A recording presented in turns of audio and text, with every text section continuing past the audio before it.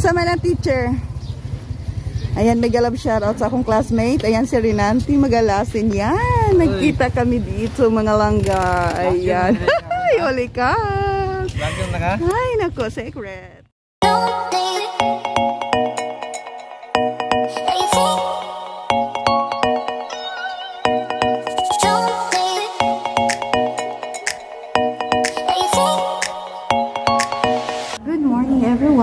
Ayan, nandito sa school si Maringki kasi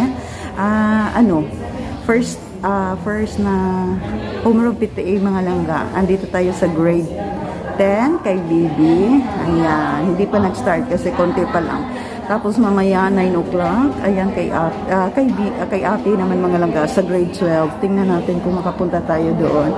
Dito kami naghihintay. Ayun yung teacher niya, si Mamang Tera.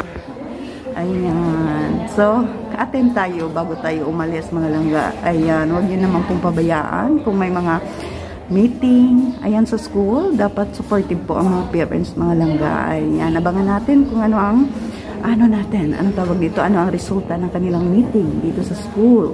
Ayan. Mamaya punta tayo sa grade 12. Ayan. Sana matapos ng maaga. Ayan. Thank you.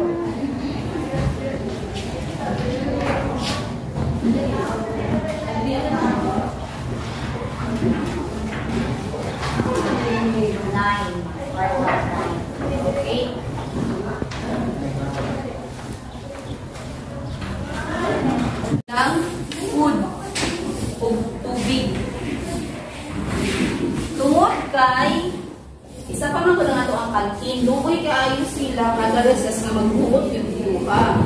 Then 15 minutes lang man ang break. Usahay malate pa sila pagka third period. Ginako na sa kantin nagpalit. So mas maayo mapadala na ito atong mga anak ng tubig o magkaon pang recess. Third period magsugod sa 10 to 11. Then, last period, 11 to 12. Sa buntag niya schedule ha.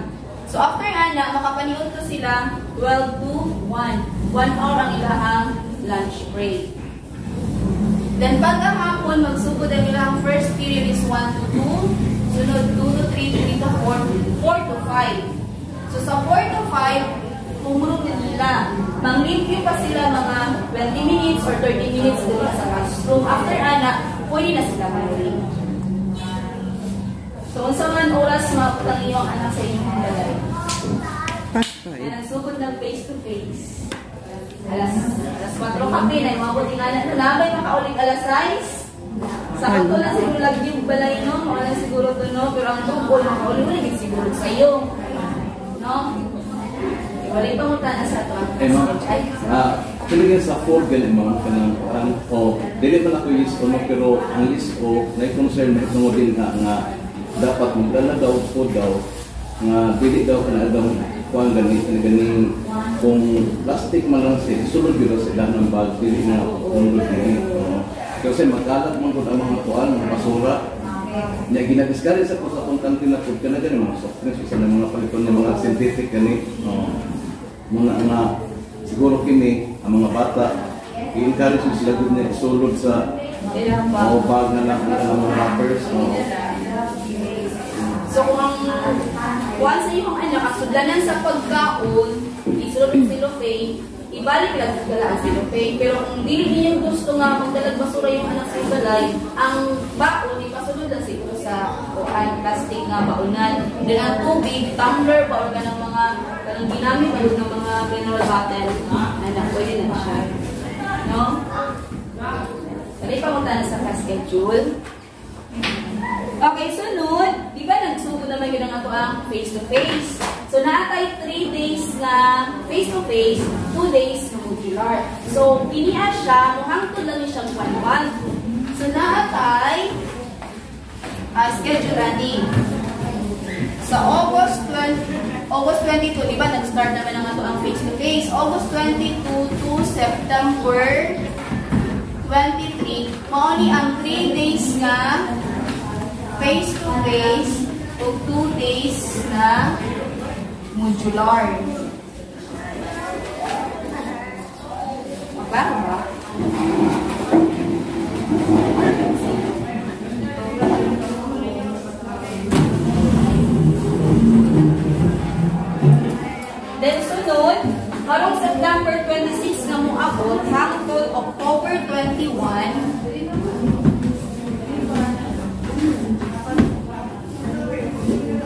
na lang, 2 days na lang, 4 days ang ilahang face-to-face, 1 day na lang ang ilahang modular.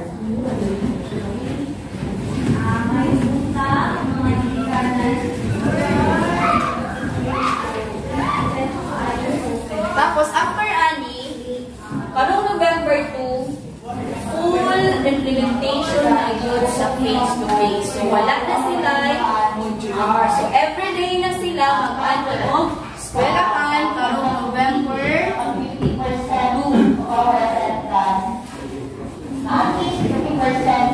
So, full face-to-face na tanong. So, kay naanaman ninyo ang mga anak diri sa school. So, natin mga school rules and regulation. Una, bawal yun malate ang mga bata. Kay pag ang ilang subject teacher na nagsulod sa classroom, ingani yun diri ang mga madam. Maklaro ba ang tingin sa likod? So, makapapila ninyo ang pag-iyon yung mga anak, no? Okay, so bawal sila malate. Sa ilang inspila ko, nakita man ito ang reality. Especially karon niya panahon din nga grabe yun, kadaghan ang mga estudyante din sa Manila Engineer. So, ang ako ganahimaluan so far, sa akong himaluan niya statistics, ang data niya din is 3,600 tama ko ba? Kurang 3,600 plus, no? So, crowded yung kayo yun siya. Nakita na ko din nga, so may ato ang pwede din ma-itabang as internal stakeholders sa ato ang klase ng ispilahan. Para man lang kurang makuan, ataw kinikining magpagkaalam, ma-augment pa ang ilahagan nga kuan ganing ilahagan nga convenience gani. Kasi pwede ato matabang din matabang nato sa ato ang mga kabataan. Sige daw rin. Mga ito sa inyo mga ideas. Kuwan sir, dapat conducive sir. Ato mga mapil sir, mga mag-init. Amot lang, huwag kablihon man eh, permanente. O kinis din yung hindi ko no, kurang init yun yung batay. Mga ganun sir.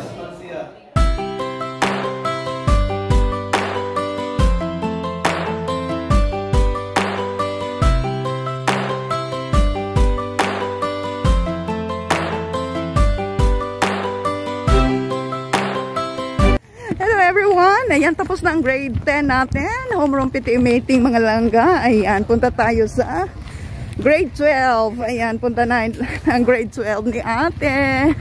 Ayan, ka-start na rin. Ay! Nako, ang tagal nag-start.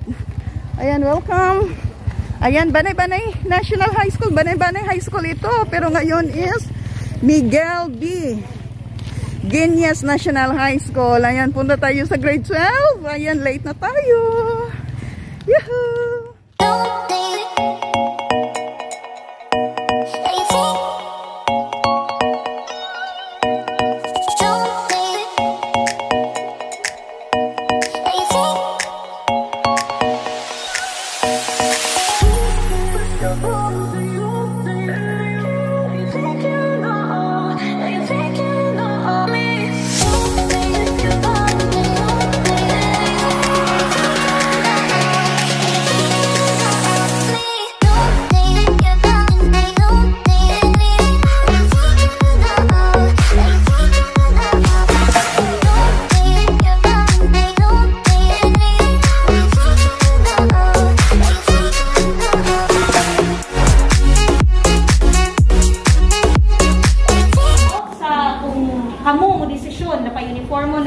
next week, walay problema. So, unya lang, iingnan lang po ninyo kung sana. Pero mo na ito ang rules and regulations. So, kana sa dress code. Another thing, kaning mga motorcycles. Pagpahibalo lang namo, karon pa lang daan na ang mga bata na walay lisensya, dili dakpo na gyud. Katong pila ka adlaw, ang mga pulis na dira gyud always. Nagabantay natong ambot kuan siguro na mura kung LTO na dating hindi ko sure basan nana sila dira sa gawas kada sugod. So karon at least nakabalunag ang mga estudyante na inform na ang mga ginikanan po na inform na. So, sugod karong Lunes, tanan estudyante na walay lisensya o nagmotor na bura-bura, dakpo na, dira. So, kuan. Nga, bawal po nagasulod ang motor diri. Ang ginasugtan lang na musulod katong mga motor sa mga teachers na, of course, diri nakapark. Kana lang. So, palihog, inform. Kamu na lang inform sa inyong mga bata. Labaw nag-minors na walay lisensya. Dili yun, dakpon yun sila. Another thing, ang bawal ang plastic isulod sa eskwelahan. Ang guard, kunwari magkaon ng bata, diri sa kantina mo, walay plastic, papel man ilang ginakuan, kanang papel or mas maayo na isudlanan ng bata. So wala na plastic na makita diri sa sulod sa kantin. Wala na gyud. So even sa nya naman gyud nagatinda sa gawa, so ginabawal gyud siya. Nuay magkaog mangga ang bata. Puruton gyud bilang dito sa gawas, kay di man sila pasudlon. Kay ang icon pod ang munisipyo dili pod naga-kolekta sa amua diri, dili nagadawat og plastic. Ang ginadawat lang sa munisipyo, ang pwede lang namo i-turn over sa ila COVID-related na materials. Mask, tissue, kana lang yun ang pwede ihatag sa dump truck. So, dili, wala plastic. Katong una, gi-require ko na ako mga bata, pero na-observe ako, very good sila about anak. Kay, among instruction, wala may plastic. So, tanan basura nila, iuli yun sa balay. See, for example, plastic bottles, na sila cellophane na nadala, iuli sa balay. So, ang akong ginabuhat, kanamong basurahan, ginabali na ko. Una, pasta kalata, daghan kayo gibilin, do gi-instruct na nako, pero kay pag masaba ka, mutuman man yun ang pagkasunod adlaw. Susunod niya, pila na kaadlaw, wala na gyoy basura ko na makita, tira. Wala na gid sila nagalabay. So, wala na ko ginatago, pero ginabali lang namo, ang isa lang kabasurahan ng among gina-open. Katulang labayanan nila og mask. So kana, so ikuan ko na siya, Environment Act magpud na bawal na ang plastic.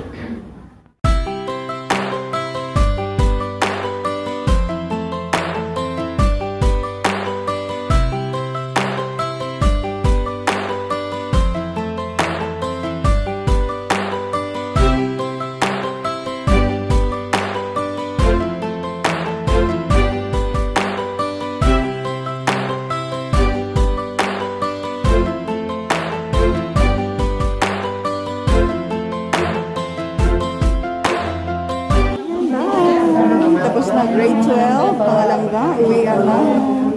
Ayan. Yuhu! Tapos na ang aming homeroom fidelity.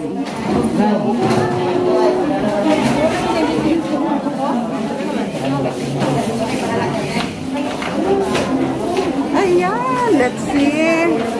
Ayan, mga langga, grade 12. Ayan, grade 12 po dito. Ayan, oy, tapos na. Ayan, tapos na. Thank you for watching. Salamat. Ayan, thank you mga langga. Go home na tayo.